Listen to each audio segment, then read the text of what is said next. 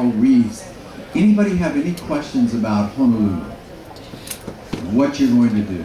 We covered that day before yesterday. We talked about Oahu, getting around. Anybody have any new information to share with us that we should know about Oahu and Honolulu? You know what, you've got a plan, you know what you're going to do? Yeah. So the Walmart address is 700 It's 2.1 miles from Oahu. Okay, so there you go. There's the Walmart.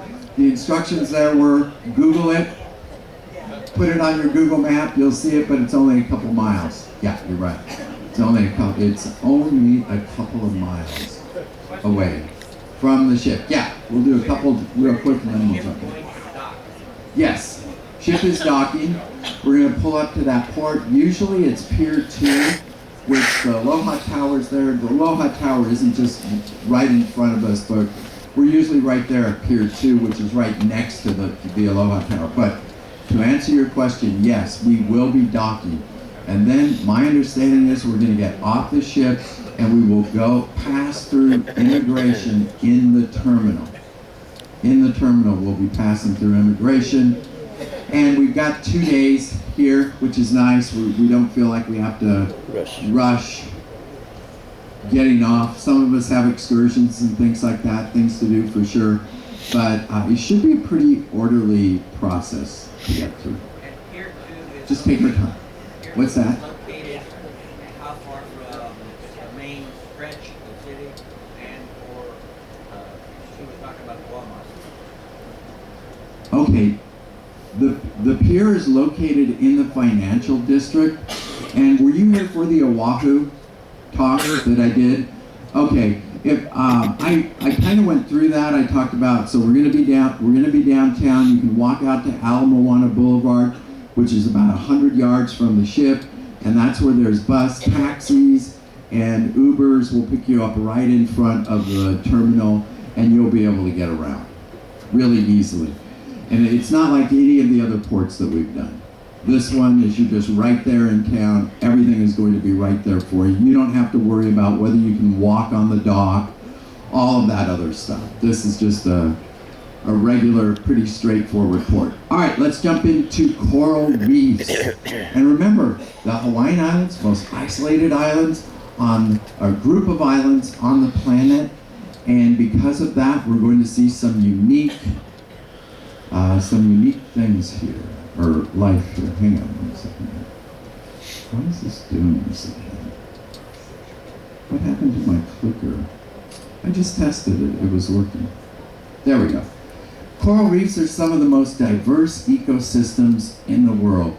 There are tens of thousands of marine species. About 1% of the coast is covered by these coral reefs. You can see where they are there. They're really in that tropic zone that we have really been spending most of our cruise in here as well. By the way, where are there coral reefs in the United States, including the territories? Where would you expect to see them? Yeah, you're going to see them all through Florida. You'll see them in Key West. You'll see them, Cozumel, it's not part of the U.S., but you see that all in the Caribbean area. Where else would you expect? U.S. Virgin, we don't have coral in California. We're too far north. But you would expect them in Hawaii, which is what we're going to talk about today. You would expect them in Guam, American Samoa, U.S. Virgin Islands, and Puerto Rico as well. Those are all U.S. possessions or states, correct. About 1/3 of all marine fish species spend at least part of their lives on coral reefs. We're creating an argument here for the importance and the value of coral reefs, right? They provide protection from storms for some of these islands here, Guam included. They provide food, billion people. Coral reefs, protectors and providers, about $3.4 billion in value each year that benefit fisheries, tourism, coastal communities. National Marine Fisheries Service estimates commercial value for U.S. fisheries, over $100 million. They provide jobs in terms of tourism, fishing trips, fishing expeditions as well. Nearshore reefs here in Hawaii generate about $800 million in annual gross revenues. And because of that, here in the state of Hawaii, they are very protective of their reefs. That picture that you're seeing there, that's Hanama Bay. There are a few of us that are going to head out there. It's a really beautiful, as you can tell, it's got kind of that round appearance. So it is it's a volcano. It's a caldera that has submerged. And of course, all of that equates into money. And that is a good thing. It's good news for coral because that is one motivator for us to protect these. What is it? How many people think that it's a plant? How many people think it's a mineral? How many people think it's an animal? Everybody. All right. I didn't get anybody. You are correct. They are animals. They don't look like any kind of animal that we have seen, or what we would think of an animal. They really don't look. That does not look like an animal to me, but it is. Here's what they look like. They take advantage of both forms of nutrition by hosting algae in their tissues. And you can see on the right, there's the anatomy of a coral polyp. And you can think of a coral head as being an apartment complex. And each one of these animals, there'll be thousands of these coral animals that live in this apartment building. And this outer part, let's start with the tentacles. You can see those tentacles coming out, and they have little stinging cells called nematocysts, which are the same kinds of stinging cells that jellyfish have. And they belong to the same phylum, or the same group of animals. Here's the mouth right there, and they're going to bring food in through their mouth. They have a very rudimentary digestive system, and they're going to digest that animal, and they're going to break it down into nutrients, and then they're going to expel any waste the same way it got in, through its mouth. It's got one opening through here. And this outer part here is a calcareous skeleton. It's made out of calcium carbonate that they're pulling from the water, and that's what they create their skeleton from. And depending on the species of coral, that skeleton is going to look different, and those polyps are going to look different. And that's how we can tell the different species of coral. These little algae, I'm going to show you a picture here in just a second of what these little algae look like in their tissues here. They belong to this group of organisms. This is a phylum called Cnidarians, and this is the group. They all have stinging cells. They have a gelatinous body type. We're going to take a closer look here, and there you go. That's looking at a polyp, and you can see the green algae that's inside of their tissues. And we call this a symbiotic relationship, meaning that the polyp itself is working in conjunction with this algae. The algae provides it with sugar, because what does photosynthesis produce? Remember from an earlier lecture? It produces sugar. We always think of photosynthesis as producing oxygen, and that's true that it does, but that's a waste product for all plants. There's too much oxygen, that's a toxin. That would be like us trying to live in carbon dioxide environment. Oxygen to them is toxic, and they're getting rid of it. What they're after is the sugar. And these algae are providing sugar to the polyp, or to the coral. And then the coral is providing a home, protective home, for the algae. We call that a symbiotic relationship. It's where each party gets something out of it. And we'll talk more about that algae a little bit later. It's called, the big name for it is called zooxanthellae. And that is the algae. Now, why would this be an advantage to coral? It turns out that tropical waters are very nutrient poor. How many people have been to Hawaii before? Or the Caribbean, any place like that? What do you notice about the water compared to the water up in Alaska? Yeah, it's clear. The water up in Alaska, you can't really see anything in there. You can't really see through the water, but when you're in the tropics or you're in Hawaii, then you get to see the water is clear. That means that there are no nutrients in the water. It's very nutrient poor in this area. And the coral does quite well. And the reason they do is because of that zooxanthellae. Even though the water is clear, because they've got that algae producing sugar in their tissues, they have almost an endless supply of sugar available to them. And I thought that would be really cool if I could have algae in my skin. That means I could just go take a walk around the ship and I wouldn't have to eat. I'd be producing all my own sugar. And I'm not quite sure why we don't have something like that. I think that's such a great advantage. The algae is providing sugar, and then they have those little tentacles that are coming out of them, those polyps. And what those tentacles are doing is they're fishing through the water looking for little tiny microscopic animals that happen to be floating by.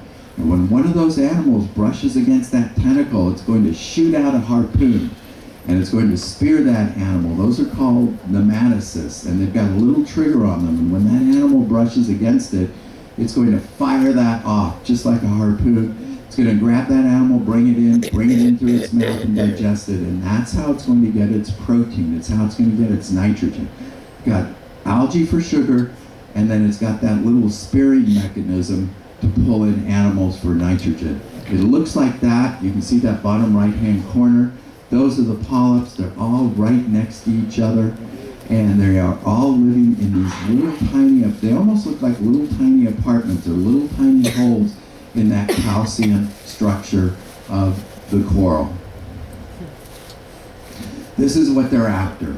Every drop of water in the ocean can contain thousands of these little tiny animals. We call them zooplankton. The term plankton means free drifting, means it's just drifting. And you can have algae that is planktonic, and then you can also have these little tiny animals here that are planktonic. And many of these are just, they can be the embryonic form of crabs, barnacles, mussels, shrimp, and so forth, because they all have a planktonic stage where they are all just drifting in the water until they either settle down or they grow into a form where they're able to move on their own. But it's just the current that is drifting these around, and this is what those coral are eating. Here's another view of that. You can see this again. You've got your tentacles, you've got your mouth right here, and then you have your gut. It's a very, very rudimentary gut, but it can produce enzymes that will break down those little creatures and be able to get the nitrogen to make their own proteins from. And that's what they look like. And then that very outer edge that's a lighter color there, that's the skeleton. This is where they live. And they have specialized cells there that secrete that skeleton. And as I said, based on the species of the coral, that'll determine the shape of that skeleton. And here's another picture of a coral that's bleached out, but you can see the skeleton. Each one of those little bumps on there is going to house a coral polyp. And that's a limestone skeleton that they create by pulling the calcium out of the water. Let's talk a little bit about coral reefs, some different types of coral reefs that we'll encounter. First is the Great Barrier Reef. And this is the largest living structure in the world. How many people have either seen this, dived on it, been there? Yeah, a few people have. Good.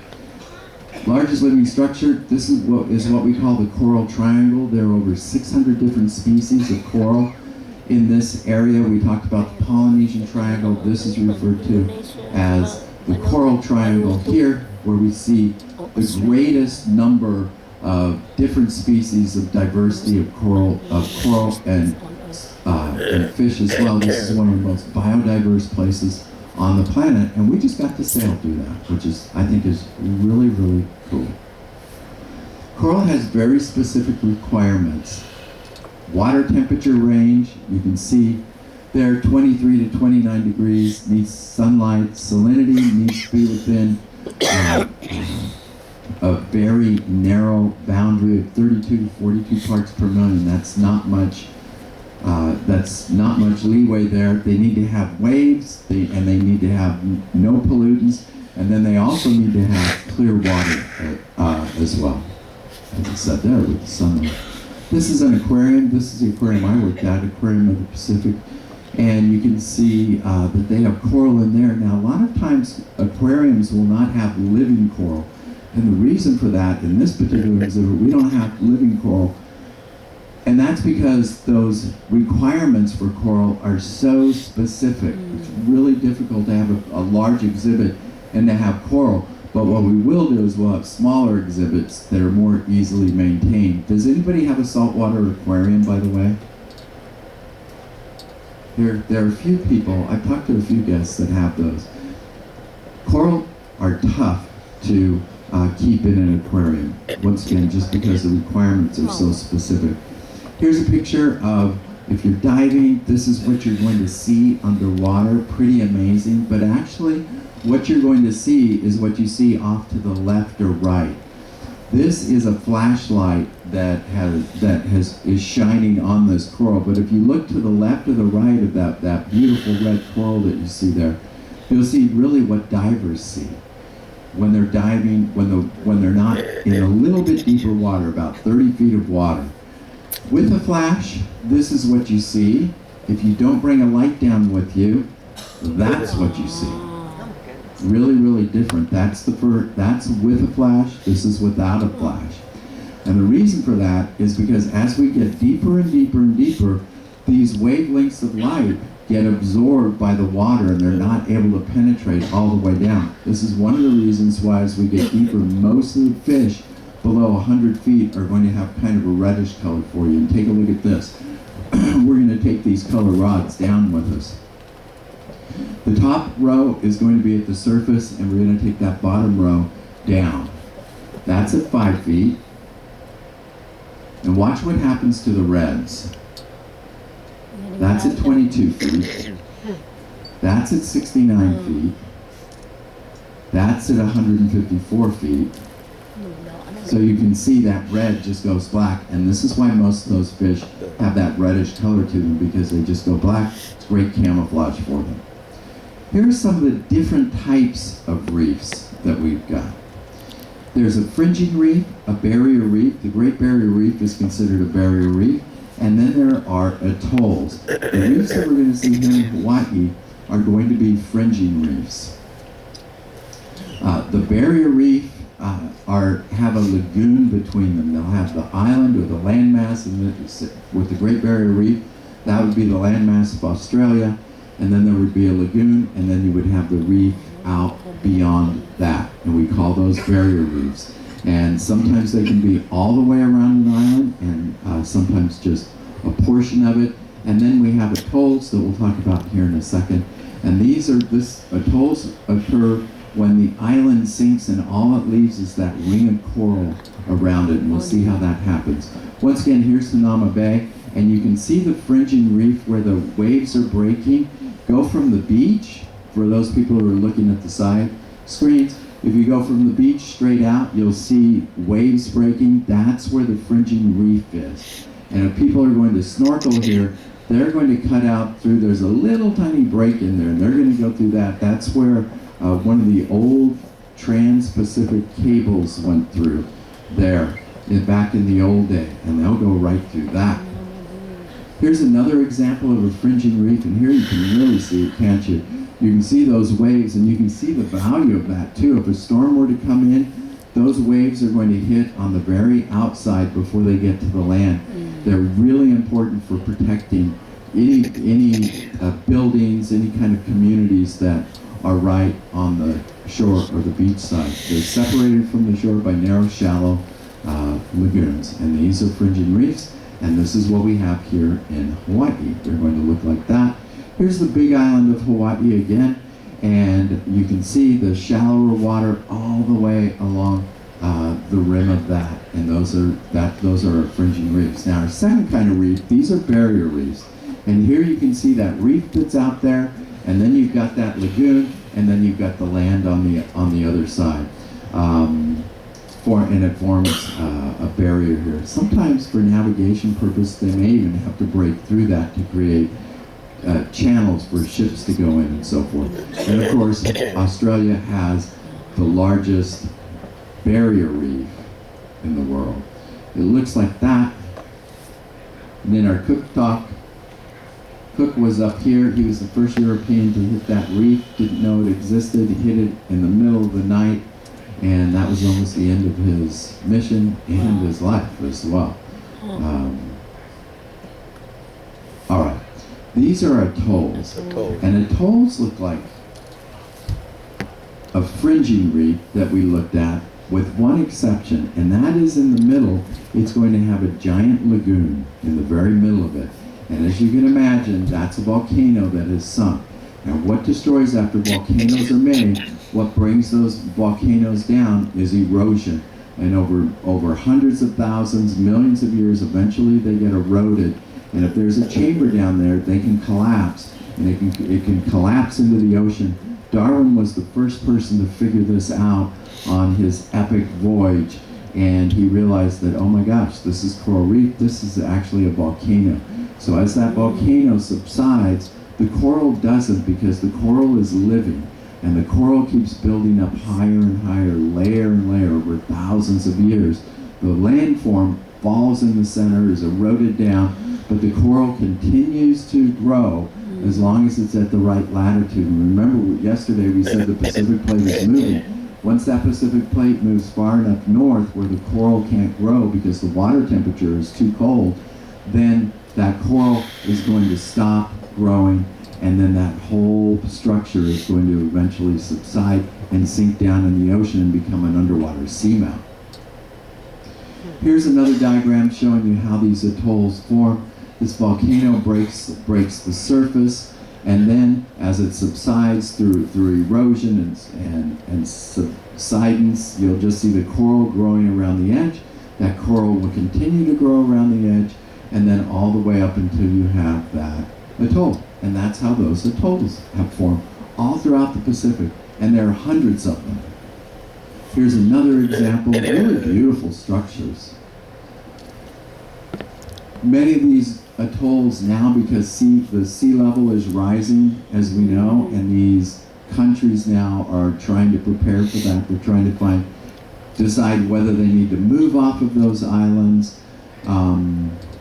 and relocate, or what exactly they need to do. But the ocean is rising. And by the way, the ocean isn't just rising because the ice at either one of the poles is melting and adding to the volume of water in the oceans. One of the main contributors, the main reason that the oceans are rising, is something called thermal expansion. And what thermal expansion is, this is where water molecules, as these water molecules warm up. It's just like, think of heating water up on your stove. When you heat water up on your stove, what you're doing is you're adding heat to those water molecules, and that makes them move faster.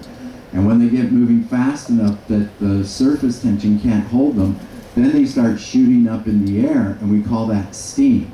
Well, what's going on in the ocean is the ocean water is heating up, and when it does, the ocean's not boiling, but those water molecules are still moving a little bit further apart. And when we're talking about the amount of volume of water that is in the ocean, and you look at each one of those molecules moving a little bit further apart, that is what is contributing to the sea level rise. And as long as the oceans continue to warm up, even without adding any water, that sea level is going to continue to rise. Here's another example. Here, you can see that lagoon, that's an atoll as well.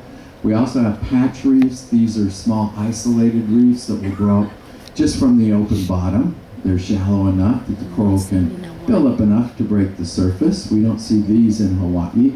And you can see where they had to dig a canal through there so that they could get from one community to the next through this patch reef without having to go all the way out to the fringing reef. And you can see these little patch reefs all through here, and then at the very edge of that, you can see where that fringing reef is, in that area. Has anyone heard of this? I thought I would add this to the show. This is called Rex to Reef. Anybody from Florida? If you're from Florida, you know about this, or if you're from California, you know about this as well.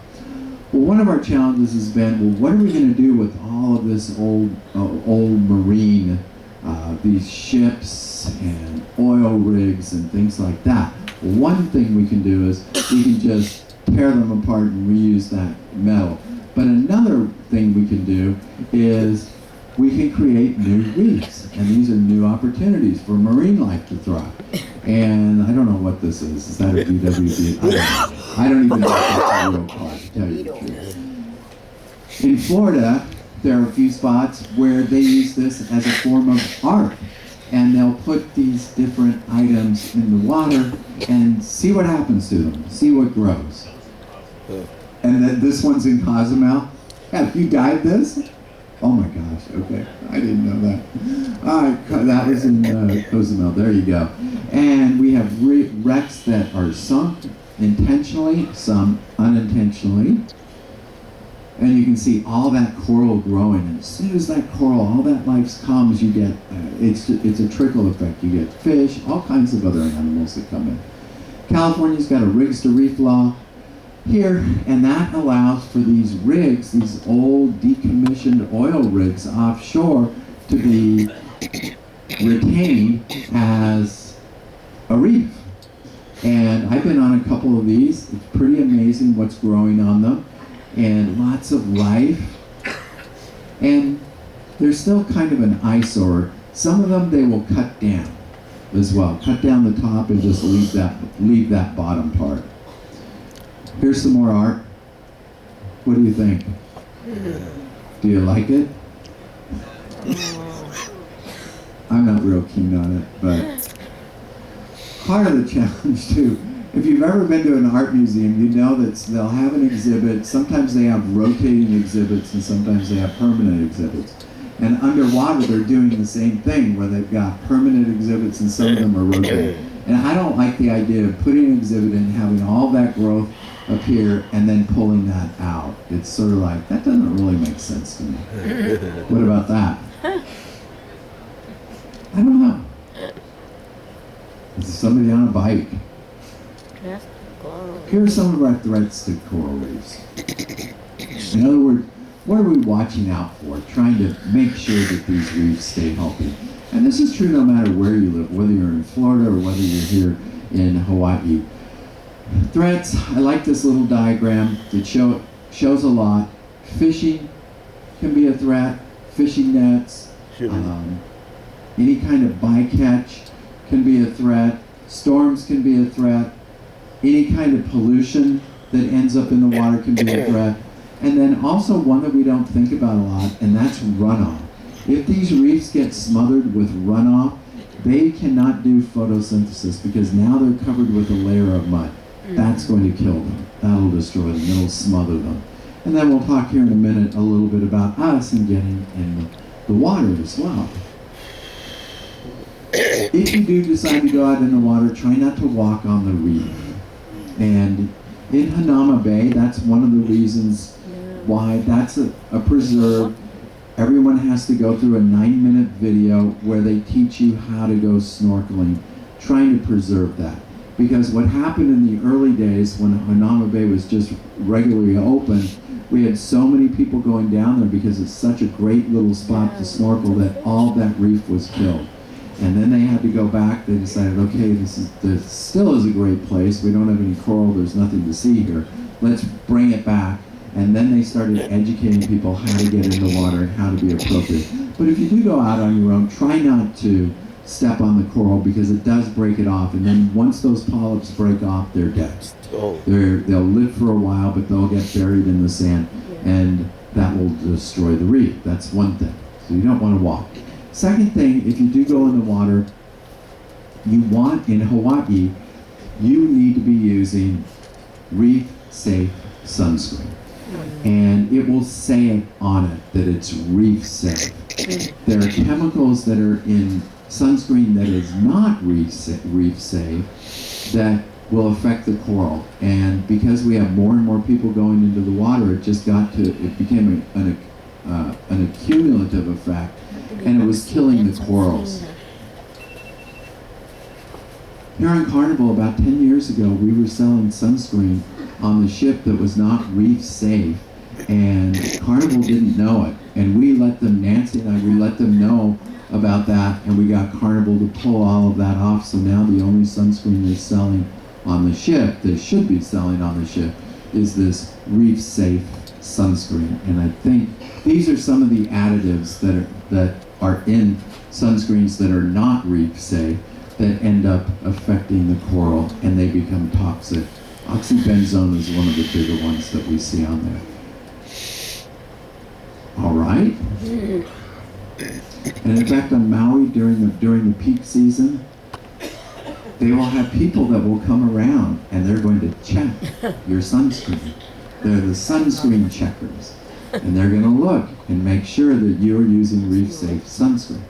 And if you're not, technically they could give you a little ticket, a little sunscreen ticket. More than likely, they'll have a little sample of reef-safe sunscreen and they'll give that to you and they'll say, hey, use this instead. This is what we want to educate you. We want you to know. Next, third is turbidity. When it rains, and we get this sediment that washes out like that, that can smother the coral if it's not properly managed. Now, here in Hawaii, especially in the bigger communities, the bigger cities, they'll have a way to manage that runoff just to make sure that it's not ending out on the coral reefs. And of course, dumping everything here, same thing as in any other coastal community. Anything that ends up on the ground, if it doesn't get picked, if it ends up on the ground, you're in a coastal community. If somebody doesn't pick it up, it's going to go to the ocean.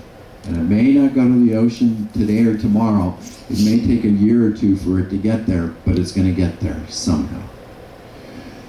Another threat is this something called bleaching. And here's what's happening with bleaching. When the ocean temperature, remember we said the growing conditions for coral are very, very narrow in terms of temperature.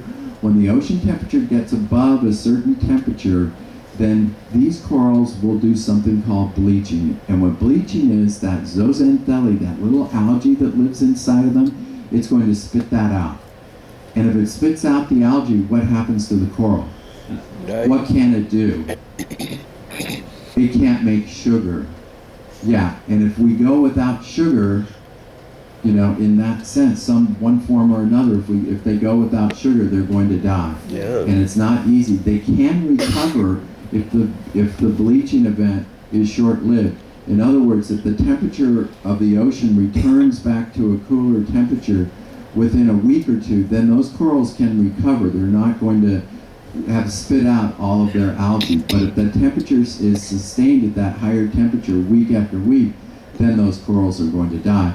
And we get what's called a bleaching event. On the left, you can see a picture of the coral looking normal and healthy, and then on the right, you can see what it looks like after these bleaching events. And I put this chart up here just to give you another little example. This is from it's from 2024. I think it was in June or July. This is a pretty recent. And you can see how on the Great Barrier Reef, for instance, how they are tracking all these different bleaching events that are taking place. And they've had some pretty severe bleaching events this year, for sure. And then we'll see what happens with that coral. But if you notice, it's going to be the further south you go, the more severe this bleaching, where this water is heating up. And this is where the water temperature is heated up, and it has not come down again. And they're struggling with that. Another threat to coral is dynamite. Who would have guessed? Who in their right mind would dynamite a reef? Well, after World War II, I'll give you an example. And this is a personal experience. And as you know, I live in Guam. And we're taking a group out to a place called Truck Lagoon to go do diving. And Truck Lagoon is a really cool place to dive because they got a whole bunch of World War II wrecks there, right? Well, I get awakened in the middle of the night and I'm hearing these little tiny explosions. The next day I found out what was going on. They were dynamiting the reef. Where did they get the dynamite? They got the dynamite off of the World War II ships that had sank. And it's hard to believe that these ships, but I've seen them, but their cargo holds full of dynamite. And the locals would grab this dynamite and they decided that this was a really easy way to fish. You light a stick of dynamite, you're on your little boat, you light a stick of dynamite and throw it out in the water, and it explodes, and where do you think all the fish end up? they end up floating up to the surface. And then they just gather all the fish. So they were doing this. They no longer do this, needless to say, because they realized what it was doing to the environment. It was not only putting the island at risk, but it was also destroying any chance of any recovery of their fisheries. So they quickly learned, but they were still doing that in the 1980s. They now no longer do it. But I was wondering, where are they getting the dynamite? Thought these World War II ships. Crazy. That's what it looks like, a reef after it's been dynamited. Horribly destructive. And that is not going to recover in anyone's lifetime. Here's another little nasty. This is cyanide. Has anyone heard of this? Cyanide Yes, poisoning cyanide. on the reef. This is a way for local people to collect aquarium fish.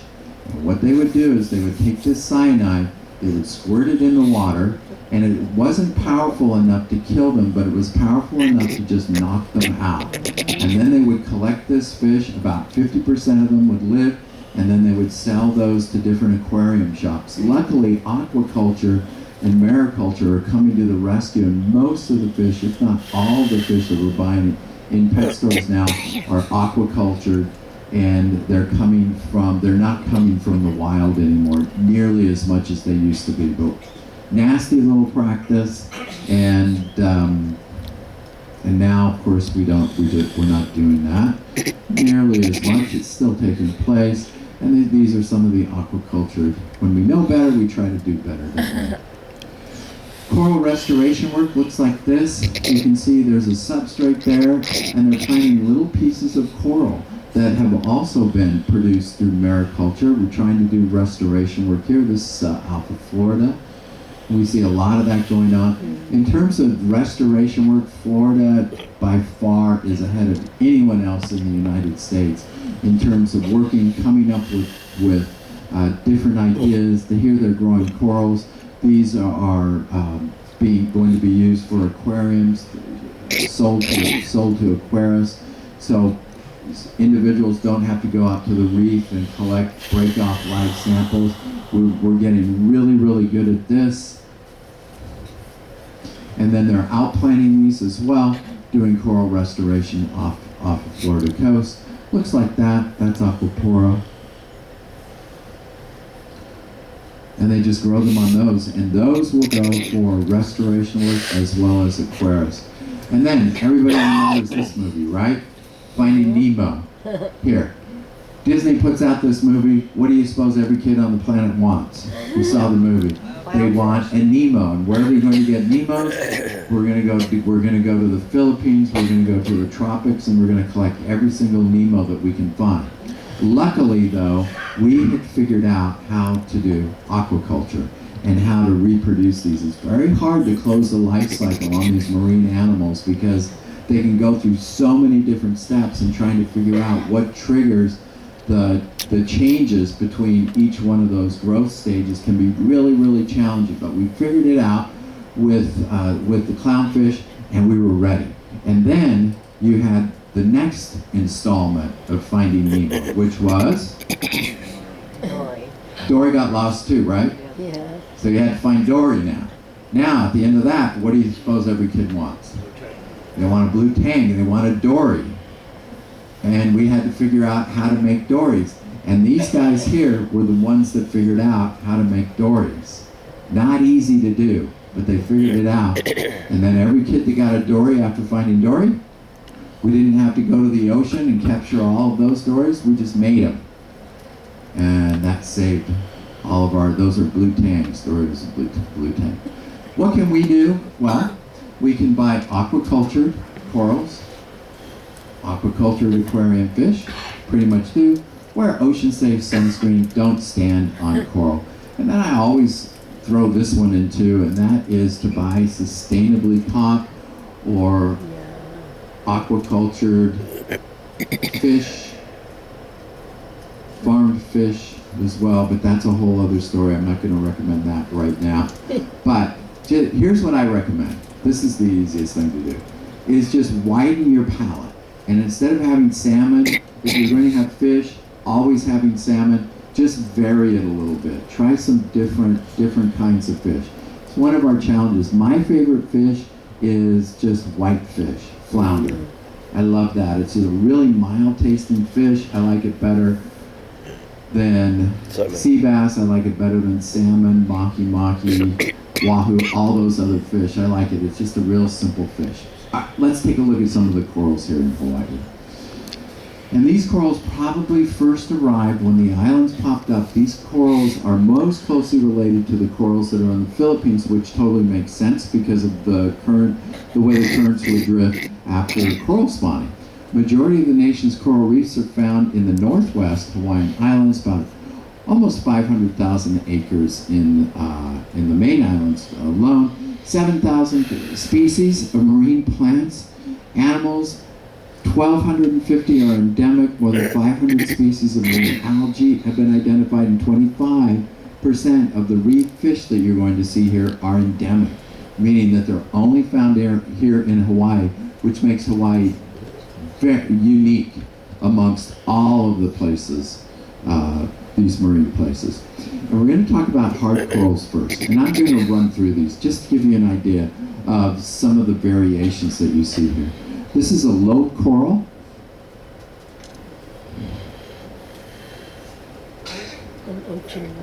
Those are pencil slate urchins that are on it. Those red, those are a type of sea urchin that you'll see here if you go snorkeling. This is cauliflower coral. This is antler coral. And these all belong to the same genre. This is lace coral. And they all kind of have that general appearance. This is finger coral.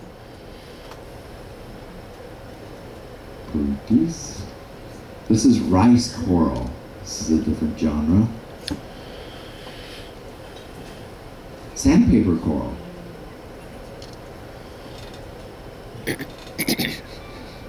Here are what we call soft corals. Those corals, if you were to feel the skeleton, would be hard. These corals here, these are going to be softer. The black coral, these live at depth, and they don't have limestone skeletons like the other corals do. And they don't need light either. They don't have algae in their tissues. This is a different kind of coral. Black corals, they have polyps, not true corals. These polyps have 8 tentacles instead of the 6 that we see on the true corals, and these are fan corals, and we have these here as well. Then we also have sponges, many different kinds of sponges. And are sponges animals? Yeah, they are. It means they eat. All these different, and when you look at that, you would not think that's an animal, would you? You would think that is some sort of plant. So I threw this in just to show you that it's an animal. They have special cells, and what they do, these cells they're called collar cells. You see that in the lower right-hand corner, and they've got these little tails, and they will spin those. Those are called flagella, and they're going to spin those and whip those around, and that's what helps move the current through. And water moves through this, right through the sponge itself. And these animals are going to be catching little single-celled organisms, mostly bacteria, that are in the water, and they're going to filter those. So this, in the center of this, creates kind of a negative gravity area, and the water just gets sucked in and flows through them, and then they're going to expel that water out of this top. That's an osculum that sits right there at the very top, and they're just going to pump that water out while they're catching them. They're great filter feeders here. And they live, most of them have a silicate structure base that holds them, keeps them firm, and they're like the corals in the sense that they're like giant apartment buildings, and you have thousands of little animals that are all living there together, and that is what they are eating. Now, how do you see coral reefs? Well, there are a couple ways to do it. One is scuba, another is snuba. If you don't want to go through all the hassle of becoming a scuba diver, you can do something called snuba, and you can breathe underwater, which is really cool. And you go down on this, Air supply is up at the surface. You've got your little hose, and that brings oxygen in. Real easy to learn and pretty fun when you can stay down for a really long time and watching animals and so forth. It's really, really fun. Hanauma Bay, we already talked about this. This was snorkeling. You don't even have to get wet. You can go to the Waikiki Aquarium, which is amazing. You can see coral there as well as other life. And then the submarine that we've got, that'll take you down there as well. And you can get to see the coral and the fish down there. There's even a glass-bottom boat that you can take and get to see some of that underwater life. These are some of the fish that we've got here that are endemic to Hawaii, and I'm going to take you through just a couple of these. These are some of the shallow reef fish here. First, this is a long-nosed butterfly fish that you can see, and I've got the Hawaiian name on there. And to practice our Hawaiian, you want to give it a try? Lao.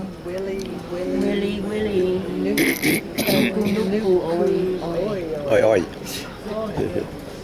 Yeah, Lao, Willy Willy, Nuku, Nuku, Oi Oi. Not bad. See, you can figure it out. Once you know a few of those letters, how to pronounce those letters, in Hawaii, in Hawaiian, the sound of those letters never changes. You could have a word a mile long, and if you know how to pronounce those letters, you'd be able to pronounce the word. You're going to see when you're wandering around, I'm going to give you this one. You're going to see a road sign, and it's going to have the names of one of the famous princesses of Hawaii.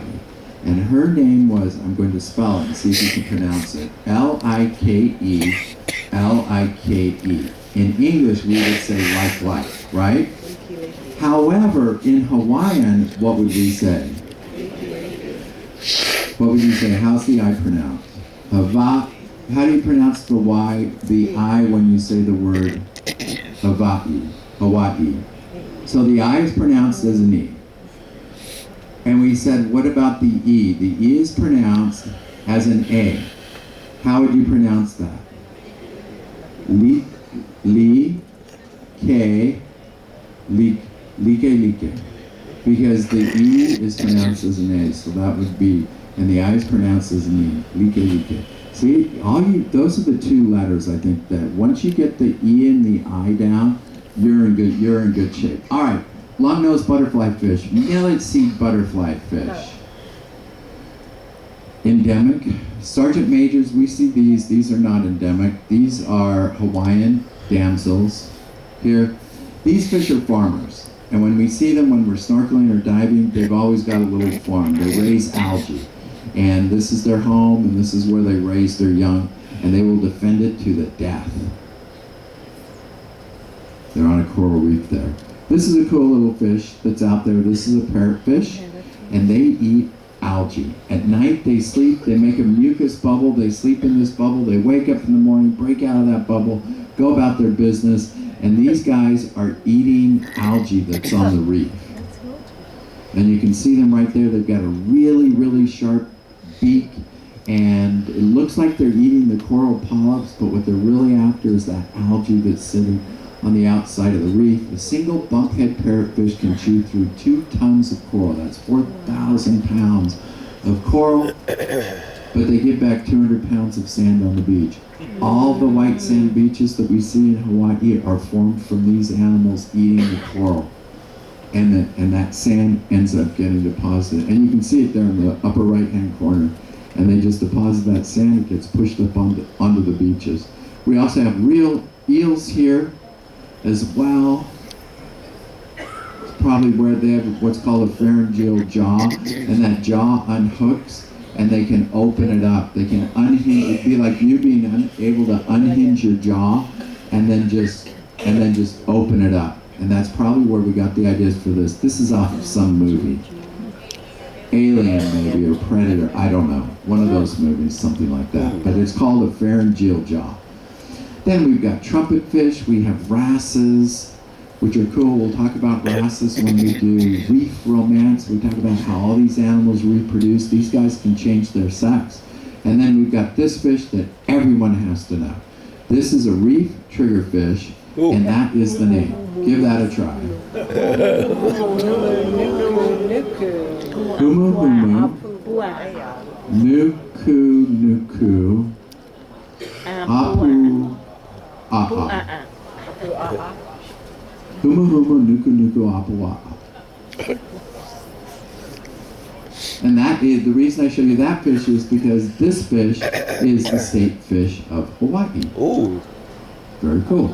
And then we have all these others. We have pillow stars, octopus, we have banded shrimp, boxfish, stonefish, and that urchin, that's what a sea urchin looks like here in Hawaii in the lower left-hand corner. They all don't look like that, but a lot of them do. Those are pencil slate urchins. We have lobsters here as well. 40 different species of sharks. We have turtles here, and the name for a turtle is Honu. Yeah, Honu. Green turtles here, and the reason they're green is because they have a layer of fat on their backs that have a greenish color to them. It's carapace. They are threatened.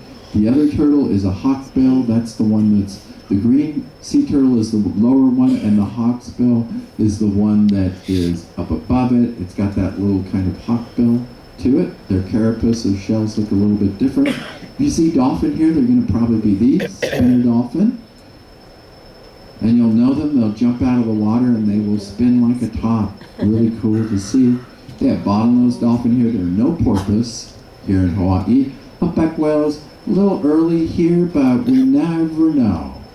Never know. There might be a few early ones. Also, Hawaiian monk seals we're going to look for here. It's one of the critically endangered marine mammals. There are just a few hundred that are left. And if you see these guys on the beach, they'll usually be taped. There'll usually be some tape, caution tape around them. And they'll let you get close enough. You can see them, look at them, but there's a distance you need to keep away from them. That's one with the baby. And they are a marine mammal, and they are protected. They are on the endangered species list. We do want to be careful around them. You'll see signs like this. And there are usually people that are just volunteer to just watch the beaches, just to make sure that everybody stays a safe distance away from these animals so that they can do whatever they want to do. A lot of times it's just hanging out on the beach, sleeping. You can see them on the benches as well. All right.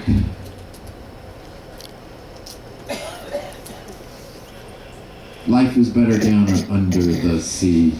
All right, folks, that's all I've got for you today. I'm going to hang out here if you've got any questions. Thanks for coming, and have a great 2 days. We have 2 days in Honolulu.